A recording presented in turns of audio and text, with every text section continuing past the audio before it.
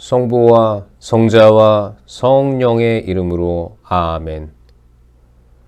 말씀은 내 발의 등불이요 나의 길에 빛이옵니다.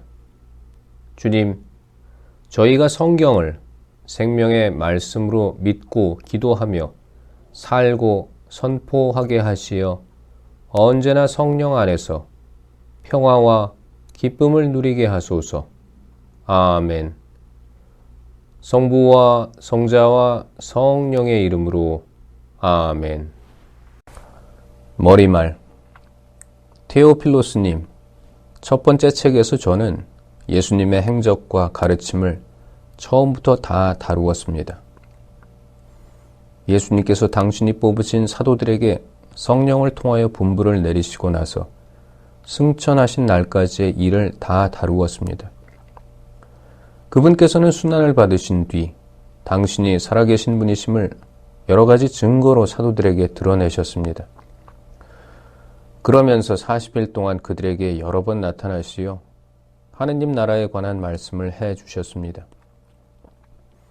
예수님께서는 사도들과 함께 계실 때에 그들에게 명령하셨습니다.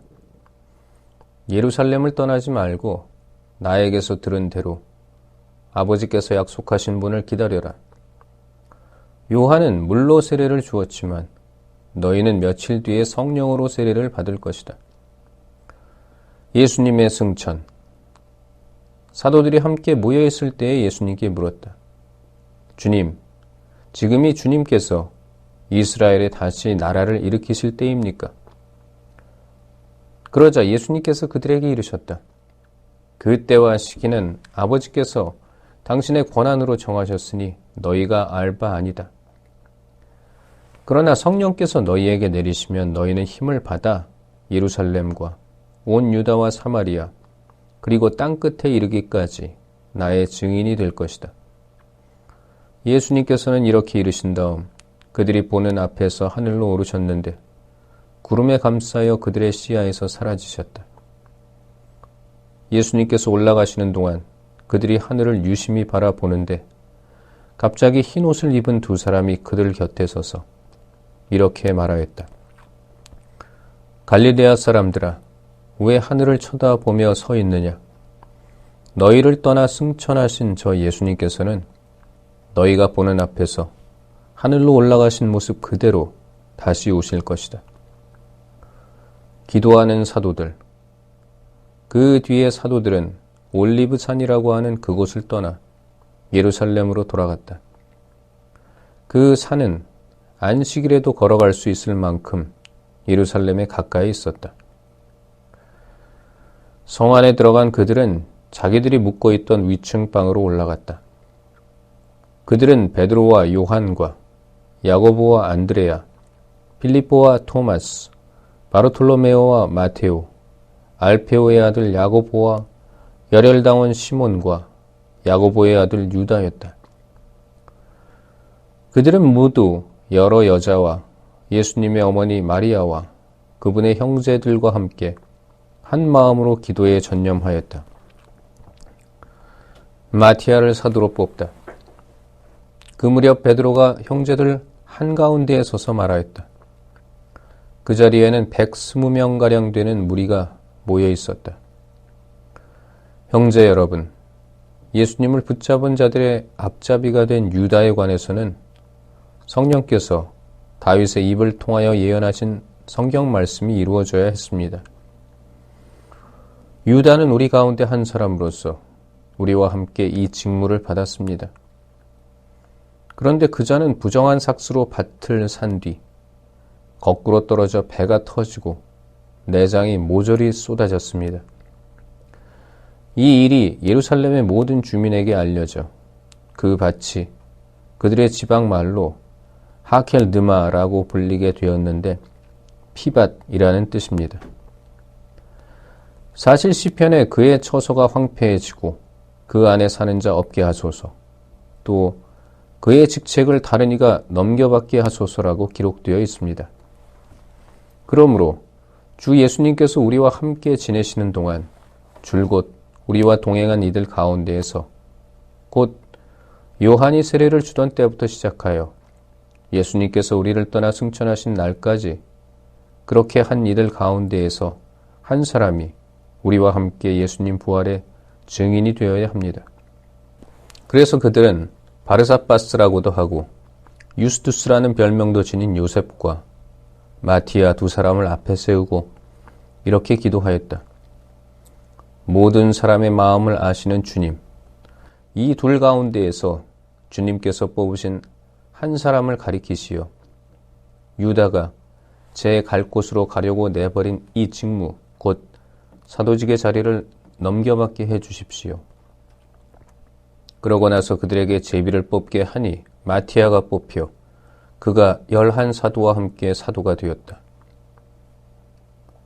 성령 강림. 오순절이 되었을 때 그들은 모두 한자리에 모여 있었다. 그런데 갑자기 하늘에서 거센 바람이 부는 듯한 소리가 나더니 그들이 앉아있는 온 집안을 가득 채웠다. 그리고 불꽃 모양의 혀들이 나타나 갈라지면서 각 사람 위에 내려앉았다. 그러자 그들은 모두 성령으로 가득 차 성령께서 표현의 능력을 주시는 대로 다른 언어들로 말하기 시작하였다. 그때의 예루살렘에는 세계 모든 나라에서 온 독실한 유다인들이 살고 있었는데 그 말소리가 나자 무리를 지어 몰려왔다. 그리고 제자들이 말하는 것을 저마다 자기 지방 말로 듣고 어리둥절해 하였다. 그들은 놀라워하고 신기하게 여기며 말하였다. 지금 말하고 있는 저들은 모두 갈릴레아 사람들이 아닌가? 그런데 우리가 저마다 자기가 태어난 지방 말로 듣고 있으니 어찌된 일인가?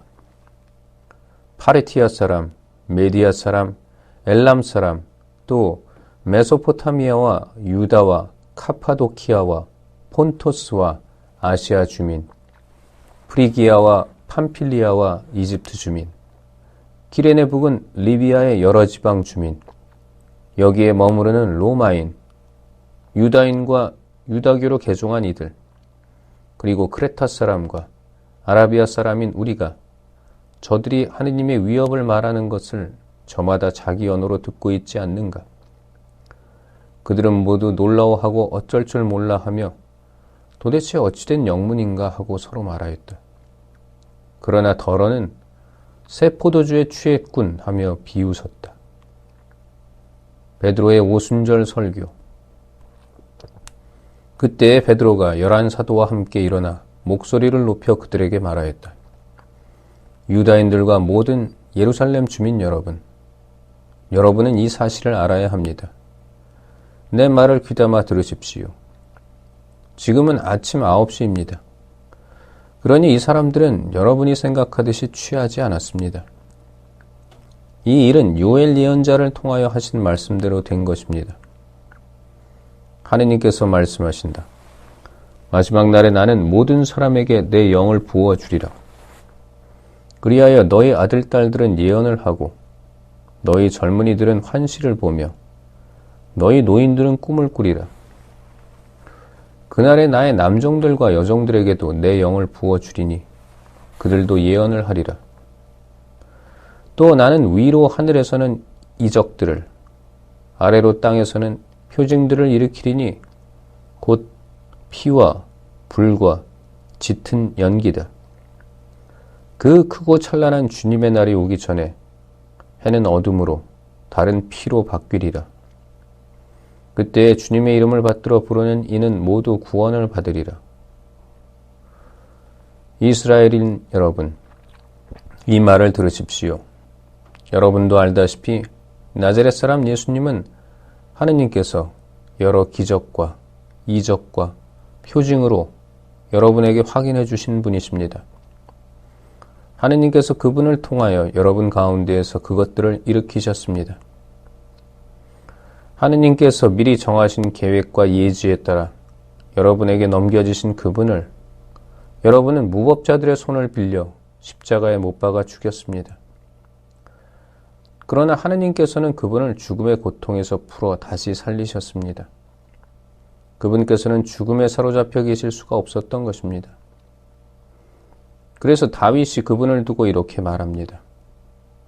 나 언제나 주님을 내 앞에 모시어 그분께서 내 오른쪽에 계시니 나는 흔들리지 않는다. 그러기에 내 마음은 기뻐하고 내 혀는 즐거워하였다. 내 육신마저 희망 속에 살리라. 당신께서 제 영혼을 저승에 버려두지 않으시고 당신의 거룩한 이에게 죽음의 나라를 아니 보게 하실 것이기 때문입니다. 당신은 저에게 생명의 길을 가르쳐 주신 분, 당신 면전에서 저를 기쁨으로 가득 채우실 것입니다. 형제 여러분, 나는 다윗 조상에 관하여 여러분에게 자신 있게 말할 수 있습니다. 그는 죽어 묻혔고 그의 무덤은 오늘날까지 우리 가운데에 남아 있습니다.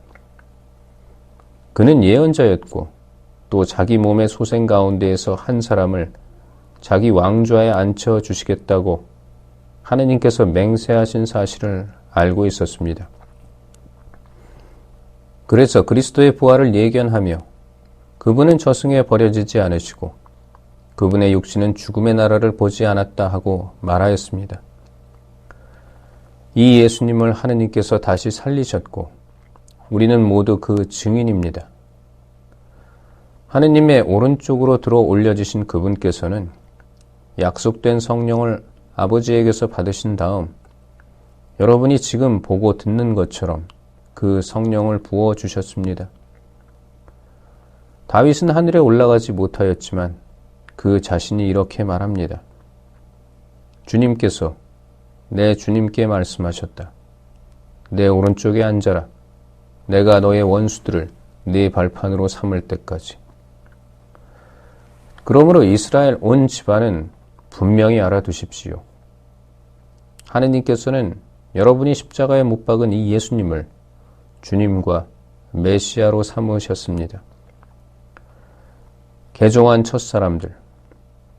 사람들은 이 말을 듣고 마음이 꽤 찔리듯 아파하며 베드로와 다른 사도들에게 형제 여러분, 우리는 어떻게 해야 합니까? 하고 물었다. 베드로가 그들에게 말하였다. 회개하십시오. 그리고 저마다 예수 그리스도의 이름으로 세례를 받아 여러분의 죄를 용서받으십시오. 그러면 성령을 선물로 받을 것입니다. 이 약속은 여러분과 여러분의 자손들과 또 멀리 있는 모든 이들, 곧 주 우리 하느님께서 부르시는 모든 이에게 해당됩니다. 베드로는 이 밖에도 많은 증거를 들어 간곡히 이야기하며 여러분은 이 타락한 세대로부터 자신을 구원하십시오 하고 타일렀다. 베드로의 말을 받아들인 이들은 세례를 받았다. 그리하여 그날에 신자가 3,000명가량 늘었다. 첫 신자 공동체의 생활. 그들은 사도들의 가르침을 받고 친교를 이루며 빵을 떼어 나누고 기도하는 일에 전념하였다. 그리고 사도들을 통하여 많은 이적과 표징이 일어나므로 사람들은 저마다 두려움에 사로잡혔다. 신자들은 모두 함께 지내며 모든 것을 공동으로 소유하였다. 그리고 재산과 재물을 팔아 모든 사람에게 저마다 필요한 대로 나누어 주곤 하였다.